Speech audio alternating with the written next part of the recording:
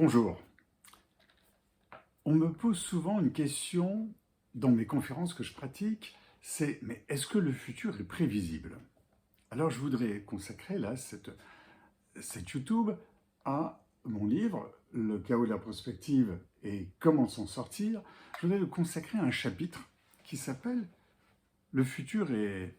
Enfin, souvenez-vous, 10 surprises de votre futur. C'est-à-dire qu'en réalité, il y a beaucoup de choses que l'on n'attend pas, qui sont des surprises, et qui montrent que non, le futur n'est pas prévisible. Je vais vous faire vraiment la lecture de ce chapitre.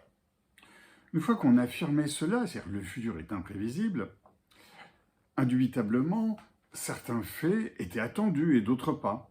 C'est ce qui met du sel dans la prospective. Voici une dizaine de surprises qui ont marqué notre époque. Si vous avez vu ces époques, vous avez été surpris si vous avez vécu ces époques. Bon, alors je ne parle pas de Netflix, du vapotage, des podcasts, Deezer, Uber qui pourraient en faire partie. Alors j'en ai pris d'autres.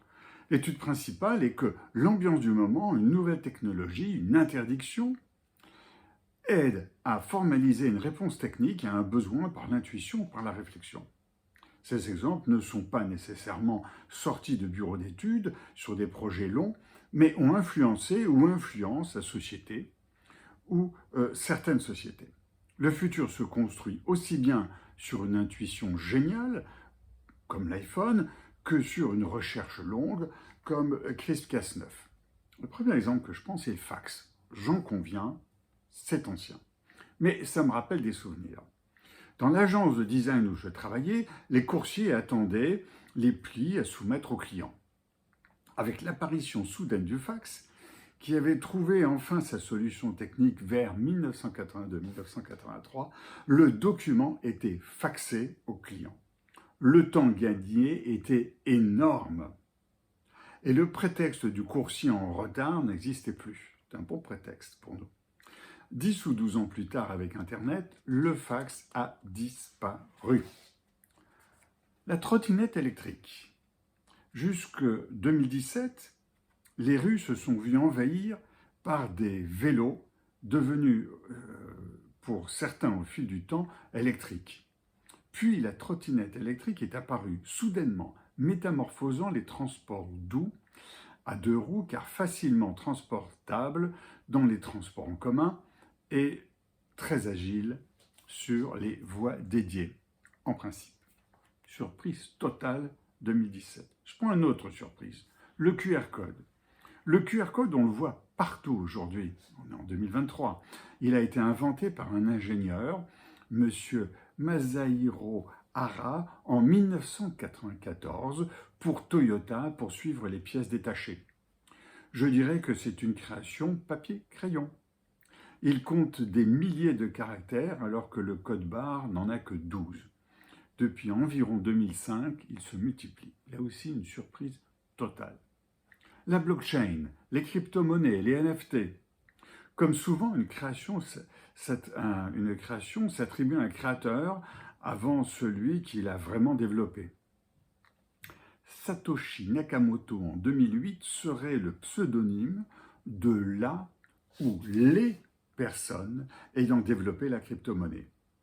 Bitcoin est dans la blockchain, et donc la blockchain. Toujours est-il qu'à partir de septembre 2014, la blockchain, système sécurisé, est entrée dans le langage courant avec les crypto-monnaies, les NFT en 2020, etc.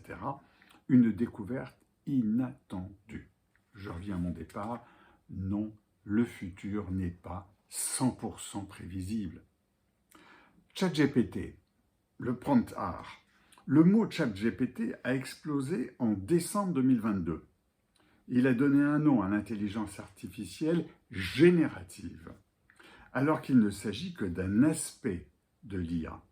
Curieusement, en septembre 2022, le prompt art, qui est du ChatGPT appliqué à l'art, via par exemple DALL-E, a moins surpris que ChatGPT un an plus tard. Et pourtant, c'est le prompt art qui est sans doute l'une des variantes les plus inquiétantes, à mon idée, de l'intelligence artificielle.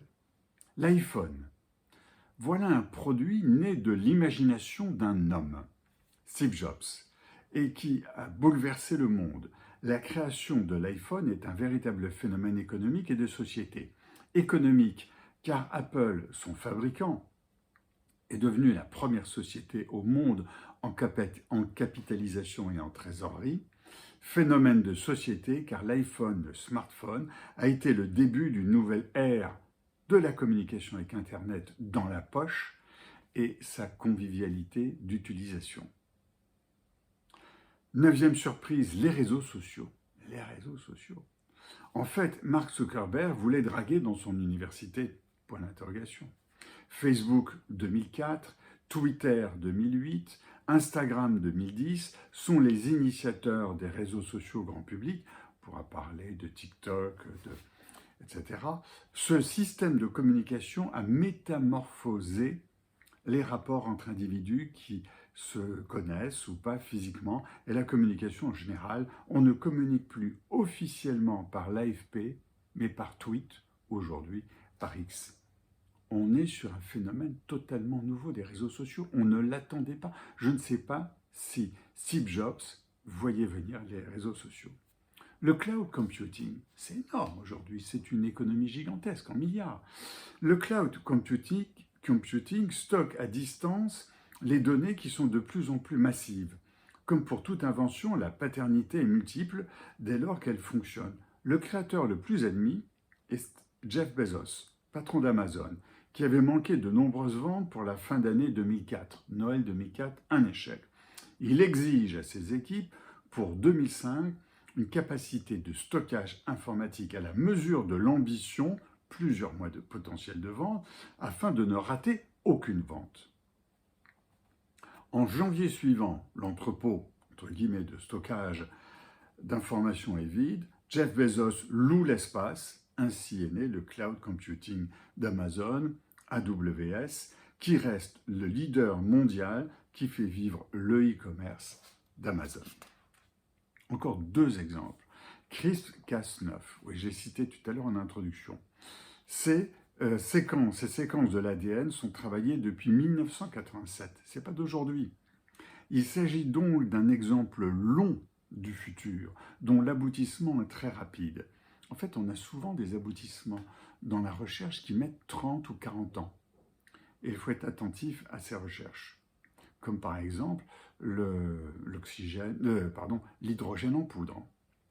La Française Emmanuelle Charpentier et l'Américaine Jennifer Doudna ont reçu le prix Nobel de médecine, on appelle ça le prix Nobel de chimie, en 2020 pour avoir inventé le système immunitaire bactérien CRISPR-Cas9, le ciseau moléculaire génétique, pour supprimer un gène malade, le remplacer dans une séquence saine ou encore étudier la fonction précise d'un brin d'ADN à la molécule près, c'est majeur, une découverte majeure.